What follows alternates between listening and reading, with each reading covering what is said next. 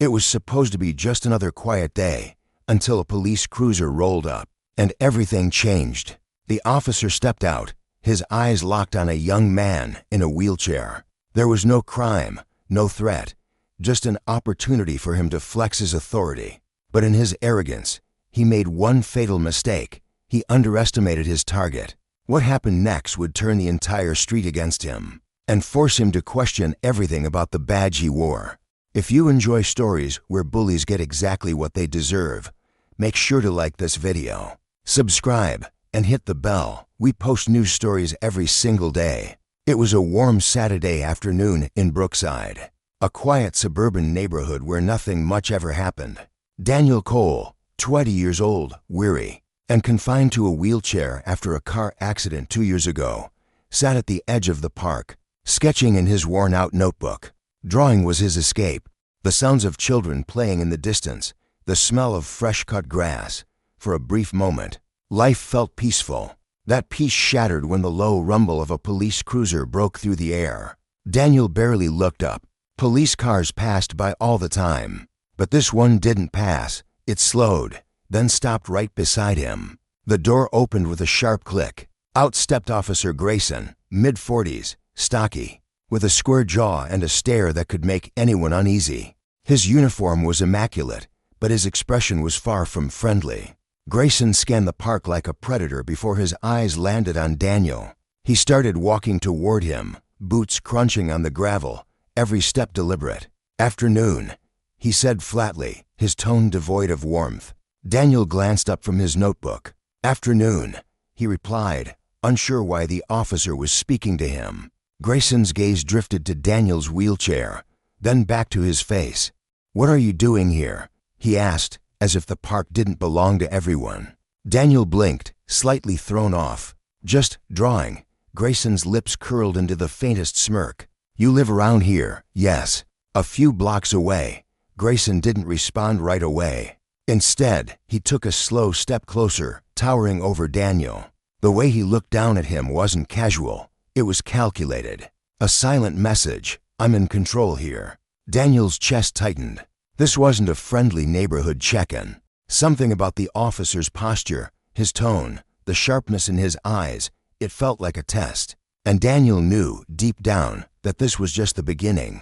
Grayson's shadow loomed over Daniel like a storm cloud. He crossed his arms, scanning Daniel's sketchbook as if looking for something incriminating.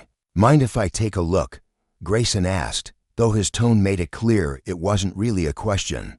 Daniel hesitated. His drawings were personal, images of city streets, strangers he'd seen in cafes, moments from his own life. "It's just sketches," he said, closing the notebook halfway. Grayson reached out and, without waiting for permission, pulled it from Daniel's lap. He flipped through the pages slowly, a faint smirk on his face. "You like to draw people, huh? Looks like you've got some of the locals here." "Interesting." Daniel clenched his jaw. "It's art. I'm not bothering anyone." Grayson tilted his head, studying him the way one might study a suspect. "You know, sometimes people who sit around watching others are up to no good. Ever think about that?" The accusation stung. "I'm not," Daniel started, but Grayson cut him off. "Just making sure," the officer said, his voice dripping with false innocence. "Gotta keep the community safe." Daniel's stomach churned. He could feel the eyes of a couple of passersby starting to linger. Grayson seemed to notice too, and it only encouraged him. He shifted his stance, making his presence feel even larger, more oppressive. "I think I've seen you around before," Grayson continued, "but never really doing anything productive." "You work?" Daniel's voice was tight. "Not at the moment." Grayson gave a slow, almost patronizing nod. "Right? Must be nice to have all that free time." It wasn't a question. It was a jab, and Daniel knew it. The heat rose in his chest, but he stayed silent. For now. Grayson leaned down, resting one hand on the arm of Daniel's wheelchair as if to box him in. His voice lowered, carrying that edge of authority meant to make someone feel small. "You know, sitting here all day, people might get the wrong idea," he said. "Some might think you're casing the place. Watching kids, watching women." Daniel's head snapped up, his eyes narrowing. "That's not what I'm doing." Grayson smirked, as if he'd hit a nerve. Relax, I'm just saying. People talk. And when they talk, they call me. My job is to check it out. Daniel's heart pounded. The accusation wasn't just humiliating, it was dangerous. All it would take was one bystander overhearing the wrong snippet of conversation, and his reputation could be ruined. The officer stepped back slightly, but not out of kindness. He wanted Daniel to squirm, to feel the sting of suspicion. Ever been arrested before? Grayson asked casually. Daniel swallowed hard. No, Grayson nodded slowly, pretending to be reassured, but his eyes said otherwise. Good. Let's keep it that way. By now, two teenagers had stopped on the sidewalk, watching. One whispered something to the other, and they both glanced at Daniel. His skin prickled with heat. Grayson seemed to feed off it. He straightened up, placing his hands on his belt in that classic cop stance. Thing is, this is a nice neighborhood. We don't want trouble here. And sometimes, trouble comes in unexpected packages. Daniel knew exactly what Grayson was doing, planting seeds of doubt in the minds of anyone within earshot. And the more people gathered, the worse it would get. In that moment, Daniel realized this wasn't just intimidation. It was a public takedown. The murmur of voices began to grow. A mother pushing a stroller slowed her pace, casting a wary glance toward the confrontation. The two teenagers from before pulled out their phones, recording, whispering, and smirking as if they'd stumbled onto free entertainment.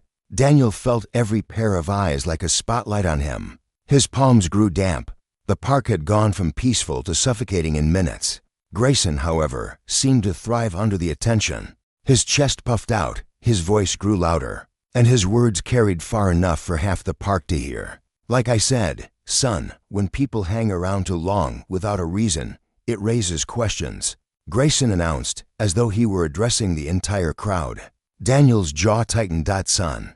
The word wasn't affectionate. It was a deliberate reminder of the power gap between them. From the corner of his eye, Daniel caught sight of a man in a baseball cap shaking his head, muttering to a friend. He couldn't hear what was said, but he knew it wasn't in his favor. Grayson paced slowly in front of Daniel's wheelchair, like a predator circling its prey. Tell you what, he said loudly. Why don't you give me your ID, and I'll decide if you can stay here. Daniel's pulse quickened. He knew his rights. Grayson had no reason to demand his ID, but refusing in front of this growing crowd would make him look defiant. Agreeing would make him look guilty. Either way, Grayson would win. Unless Daniel found another way. More phones came out. Conversation stopped. The bystanders were now an audience, and Grayson was putting on a show. Daniel realized something crucial in that moment. The more the officer spoke, the more people believed him. If he didn't change the narrative soon, this wouldn't just be humiliation, it would be character assassination. Grayson planted himself directly in front of Daniel, making sure no one could miss a word of what he was about to say. His voice rose another notch, carrying across the park. You know, he began, pointing a finger at Daniel as if making an announcement. I've seen guys like you before, hanging around, watching people, acting harmless. But then, he paused dramatically, letting the tension build. Turns out they're hiding something. Gasps and murmurs rippled through the small crowd. The two teenagers recording leaned in closer, capturing every second. Daniel felt his stomach knot. He wanted to vanish, but Grayson wasn't done. The officer crouched slightly, lowering himself to Daniel's eye level, not out of respect, but to make the scene look like he was handling a suspect. You sure you don't have anything on you? No drugs? No weapons? No camera with, inappropriate pictures? The insinuation was poison. A couple of parents grabbed their kids and moved farther away. One man muttered something under his breath and shook his head at Daniel. Daniel's throat burned. He wanted to shout, to fight back, but every instinct told him that losing his temper now would seal the image Grayson was painting. And Grayson knew it. He smirked, patting Daniel lightly on the shoulder, a gesture that looked friendly from a distance, but dripped with condescension up close.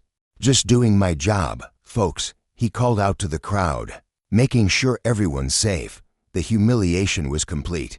Grayson had framed Daniel as a potential threat in front of strangers who didn't know him, strangers who would likely remember this version of him forever. But under the sting of embarrassment, something else began to take root inside Daniel. Something sharp, something dangerous. A plan. Daniel kept his eyes locked on Grayson, forcing himself to breathe slowly, evenly. Outwardly, he appeared calm, maybe even defeated. But inside, his mind was moving fast. He didn't raise his voice. He didn't argue.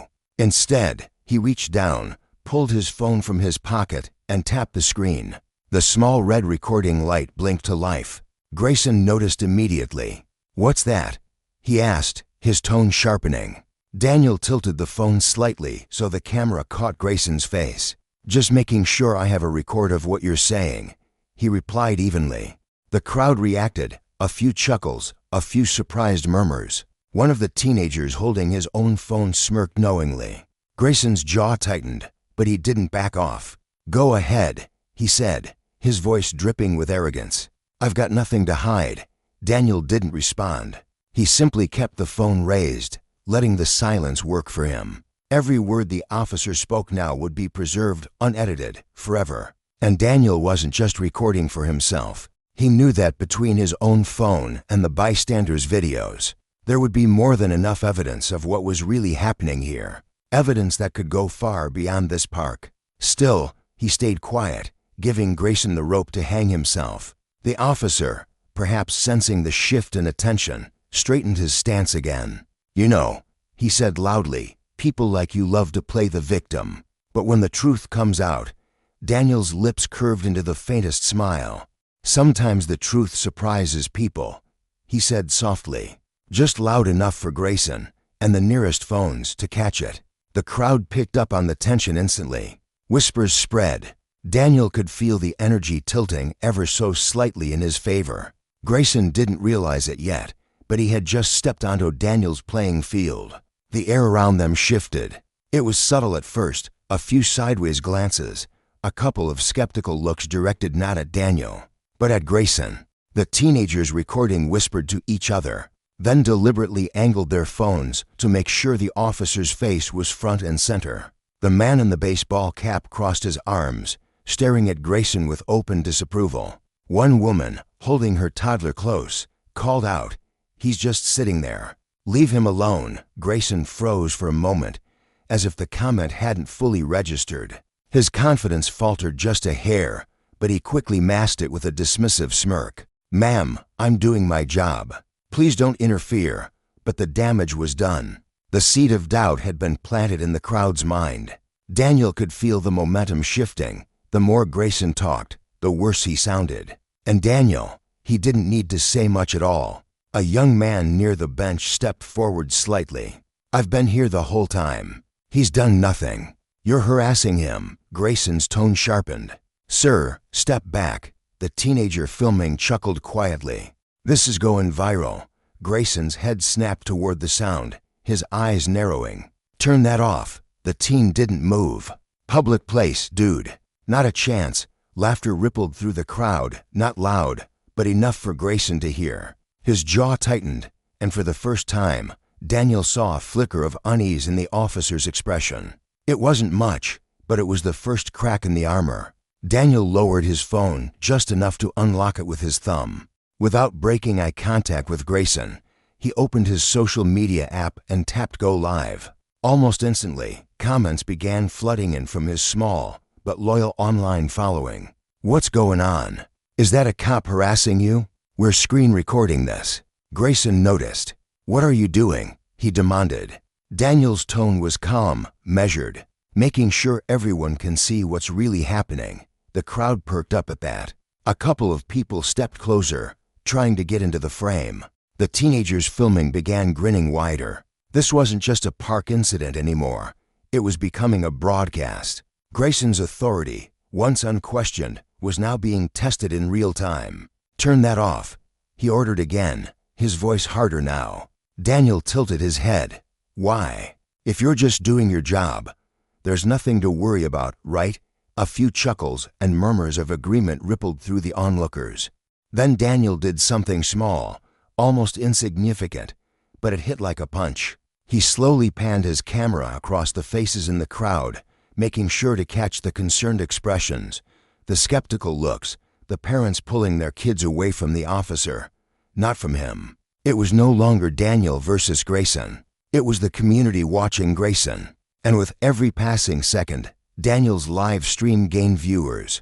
A notification popped up, 1,000 people watching now. Grayson's face tightened. For the first time, he glanced around nervously, realizing this wasn't a private intimidation anymore. It was evidence, and it was multiplying by the second. Grayson's eyes darted between Daniel's phone, the teenagers filming, and the strangers in the park who were now openly staring at him instead of Daniel. The confidence in his stance had faded. His broad shoulders were still squared, but the swagger was gone, replaced by a tension in his jaw and a twitch at the corner of his mouth.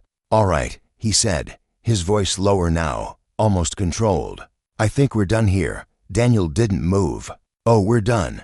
he asked calmly, tilting the phone toward himself just enough so his viewers could hear him clearly.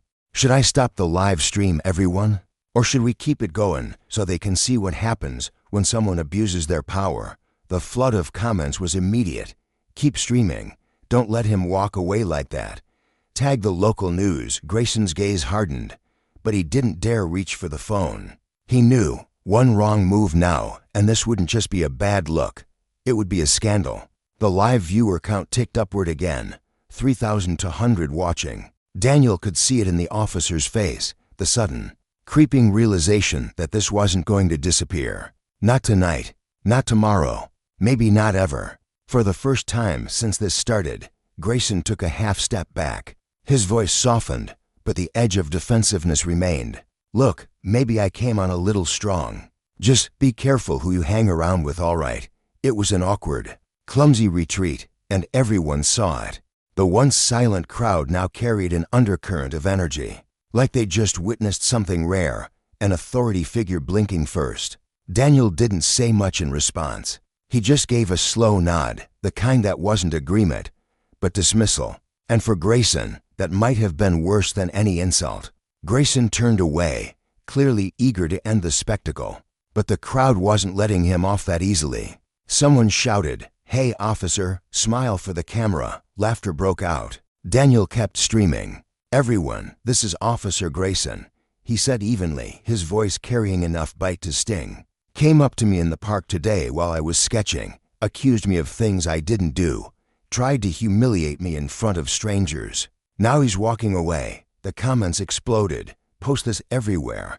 I'm sending this to the news. We need his badge number."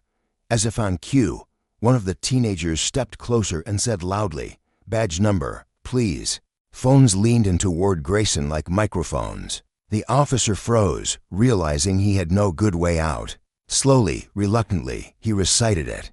Dozens of recording devices captured every syllable.